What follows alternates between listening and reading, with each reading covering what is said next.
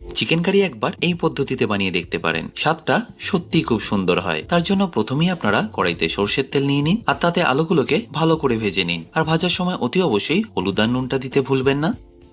এবার এই একই তেলে ভেজে নিন চিকেনগুলোকে মোটামুটি 30% মতো। তারপর তুলে এটাকে একটা বোলের মধ্যে রেখে দিন। এবার আবার ওই একই তেলের মধ্যে দিয়ে দিন গরম মশলা ও পেঁয়াজ, আর সেটাকে ভালো করে ভাজতে থাকুন। এবার এই ভেজে নেওয়া চিকেনটাকে আপনাদের ম্যারিনেট করে নিতে হবে দই, কাশ্মীরি লঙ্কার গুঁড়ো, ধনে গুঁড়ো আর গরম মশলা দিয়ে।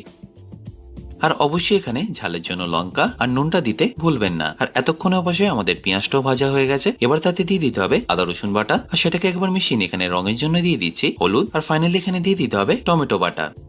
তারপর আলু আর ম্যারিনেটেড চিকেনটা দিয়ে ভালো করে একবার মিশিয়ে নিন। আর মেশানো হয়ে গেলে ঢাকা দিয়ে এটাকে কুক করে নিন মিনিমাম 10 থেকে 15 মিনিট। তারপর ঢাকাটা খুলে সামান্য একটু জল দিয়ে এটাকে একবার ভালো করে ফুটিয়ে নিন। আর সবশেষে একটু ধনেপাতা ছড়িয়ে দিলেই চিকেন কারি কিন্তু পারফেক্টলি রেডি।